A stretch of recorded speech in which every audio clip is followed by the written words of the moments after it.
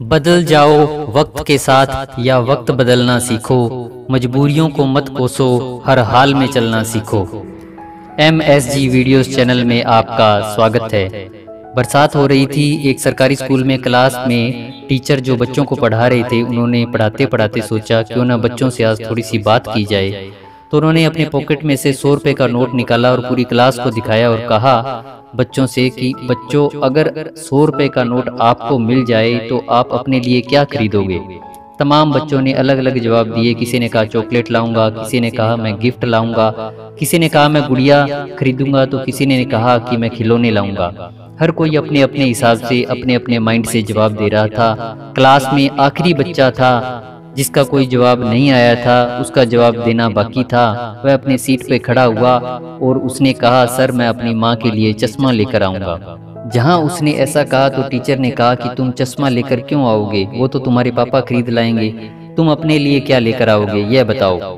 तो बच्चे ने कहा नहीं, मैं अपनी माँ के लिए चश्मा ही लाऊंगा क्योंकि मेरे पापा इस दुनिया में नहीं है। ऐसा कहते कहते वह रोने लग गया। फिर उस बच्चे ने कहा कि जो मेरी माँ है वह घर घर जाती है और बर्तन मांजती है, साफ सफाई करती है, जैसे तैसे हमारा घर चलता है। माँ को दिखाई कम देता है, माँ के लिए चश्मे की जरूरत है। टीचर भी इमोशनल हो गए।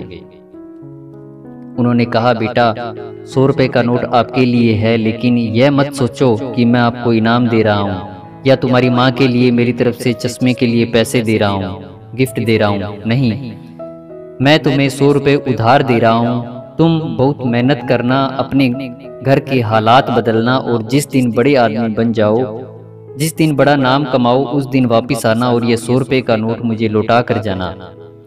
उस लड़के ने कहा जी सर, बिल्कुल मैं ऐसा ही करूँगा। वह बहुत मेहनत करता है, पढ़ाई लिखाई करता है। कई साल बीत गए। 20 सालों के बाद वही सीन लगभग इतिहास दोहराता है। बाहर बारिश हो रही है, अंदर स्कूल में क्लासेस चल रही होती है। एक लाल बत्ती वाली गाड़ी आकर रुकती है। कलेक्टर साहब उसमें से उतरते हैं। पूरा स्कूल चौकन्ना हो जाता है। सब लोगों को लगता है कि चेकिंग होने वाली है, सब अलर्ट पर रहते हैं। लेकिन वह जो कलेक्टर साहब थे वह एक टीचर का नाम पूछते हैं और सीधा उसी क्लास में जाते हैं जहां वह टीचर पढ़ा रहे थे। बुजुर्ग टीचर समझ नहीं पा रहे थे कि कलेक्टर साहब मेरे सामने क्यों खड़े हैं।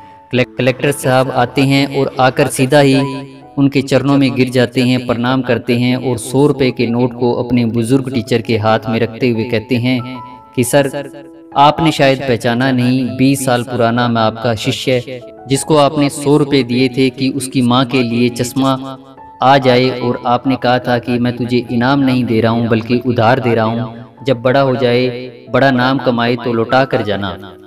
आज मैं वही आपका उधार लौटाने के लिए आया हूँ, आपसे आशीर्वाद लेने के लिए आया हूँ, क्योंकि उस दिन जो आपने मेरी मदद की थी उसने मुझे जीवन में आगे बढ़ने के लिए प्रेरणा दी।